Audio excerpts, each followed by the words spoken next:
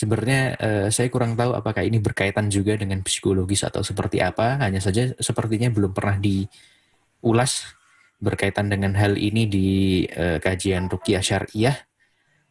Sebagaimana yang pernah saya ketahui ya, beberapa kondisi, ada beberapa tanaman atau pohon yang sepertinya itu disukai oleh jin begitu, Ustaz. Contohnya pohon apa ya? Pohon mangga ya. Pohon mangga atau pohon nangka. Nah, itu ada pernah suatu kejadian, ternyata pohon mangga tersebut dijadikan apa ya namanya ya, tempat latihan. Jadi pohon mangga ya istilahnya apa ya, menguji kekuatan begitu ya. Jadi pohonnya itu ditendang-tendang, kemudian di apa namanya, di ya istilahnya ditinju, ditendang, dan ternyata kemudian yang terjadi orang tersebut dimasuki, diganggu. Nah, jadi gejala-gejala ya istilahnya tidak sadarkan diri, kemudian ya pusing, kemudian tidak sadarkan diri. Nah, sebenarnya berkaitan dengan tanaman-tanaman tersebut yang barangkali memang biasa ditempati oleh jin ini, sebenarnya bagaimana Ustaz menyikapinya, khususnya di rumah-rumah atau di tempat-tempat tertentu yang memang menjadi tempat di mana adanya tanaman-tanaman tersebut atau pohon-pohon tersebut. Ya. Oh ya, jadi akhirnya Rashid, jadi memang seperti itu juga bisa terjadi dan juga banyak terjadi. Misalkan ada kapan hari ini fakta di lapangan, itu misalkan pohon pisang, saya kapan hari itu ngeruqyah orang di daerah Blitar. Jadi dia suka di pohon pisang, biasanya identik dengan jin-jin yang katanya dengan seperti wewe gombel, kuntilanak, dan sebagainya. Itu bentuk-bentuk tasyakurnya, dan itu ada.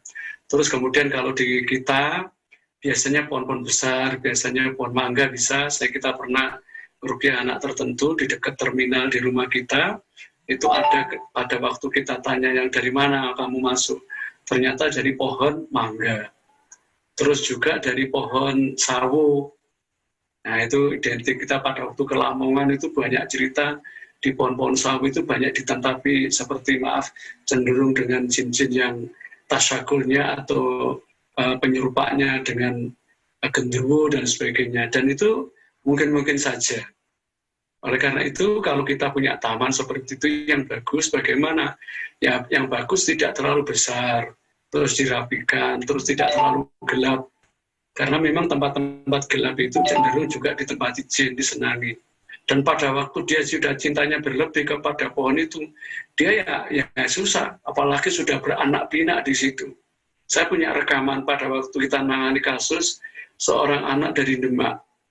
Jadi fakta di lapangan, ada rekamannya. Jadi pada waktu itu kita tanya, di samping jin-jin yang lain sudah masuk, ternyata ada satu jin yang sangat-sangat kuat dan dia sangat keras. Jadi tidak bisa diajak masuk Islam, tidak mau. Diajak kompromi, tidak mau, masuk Islam, bersadar tidak. Kamu siapa? Ternyata dia adalah yang dari pohon.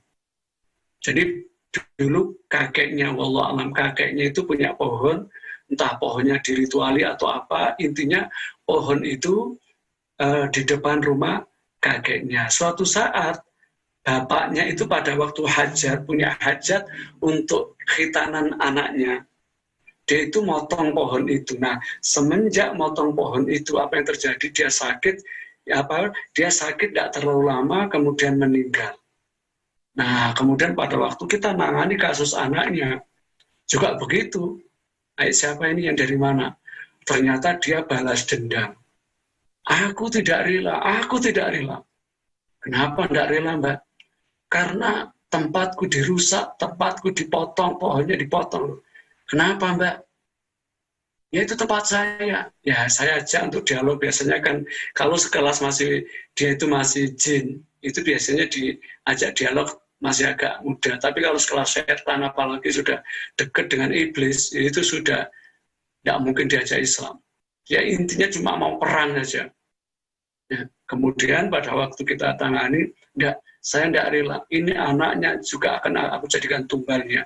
Loh, kan dulu bapaknya katanya kamu bunuh. Ya, kamu sakiti. Kemudian kenapa anaknya? Saya tidak rela. Sampai ke anak cucunya. Nah ini nanti kalau Ustadz Rasid mau kepilih rekamannya, nanti bisa ada itu. Masya Allah. Jadi ternyata memang keadaannya seperti itu. Jadi begitu cintanya ke pohon. Nah makanya kita pernah dimintai konsul sama sekolah negeri di Malang. Itu bagaimana Ustadz ini di sekolah ini, di pohon ini sering kejadian seperti ini bagaimana cara meruqyahnya? Oh cara meruqyahnya kita ajari. Coba cari guru-guru di antara guru itu yang dianggap paling soleh lah. Paling dekat dengan Allah, ibadahnya bagus. Kemudian bagaimana? Kemudian suruh bikin air ruqyah. Nah pada waktu bikin air ruqyah yang banyak campur daun bidara, kemudian disiramkan. Ya, kemudian katakan Bismillah, ayo yang ada di sini saya minta keluarkan Allah. Begitu. Terus pada waktu motong, ambil cari orang-orang yang soleh di antara yang ada di situ. Kemudian syukur kalau disetelkan murotal yang keras di masjid atau musola sekolahan itu. Nah, kemudian dipotong. Insya Allah tidak ada apa-apa. Jadi seperti itu. Kenapa? Bukan kita takut dengan jin ya. Kita tidak boleh tetap takut dengan jin. Tapi fakta di lapangan, kadang-kadang ada yang pada waktu pohon itu ditebang, dia nggak terima. Akhirnya masuk di dalam tubuh orang yang memotong itu. Dan kasus seperti ini tidak sedikit ya, di lapangan. Seperti itu akhirnya Rosid. Maaf ya agak merantau ini. Membias. Iya, nopo ya. Ustaz Lukman, alhamdulillahirabbil alamin. Ya. Tapi memang yang menyebabkan jin-jin itu menyukai ini kasus ini kok pohon ya. Ustaz. Itu sebenarnya karena apa ya? Ya karena dia sendiri juga senang dengan sesuatu yang rindang, sesuatu yang dianggap bikin senang gitu. Jadi dianggap ada yang menarik di pohon itu. Dan biasanya memang fakta di lapangan ya pohon-pohon itu saja. Biasanya cenderung pohon sawo, pohon-pohon yang besar, pohon beringin, apalagi di situ dipakai ritual-ritual tertentu itu ya. Atau di rumah itu jarang di lingkungannya jarang dibuat ketaatan seperti itu. Iya, walaupun memang kalau misalnya tadi Ustadz Lukman menyampaikan suka tempat yang rindang, padahal jin itu sendiri diciptakan dari ini api ya. Iya.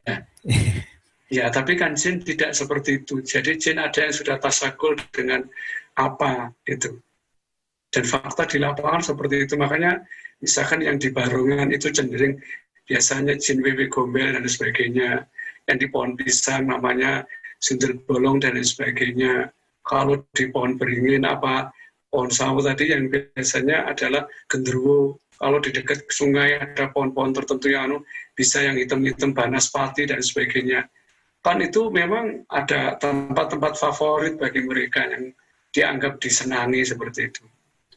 Ya, walaupun itu jin itu diciptakan dari unsur api.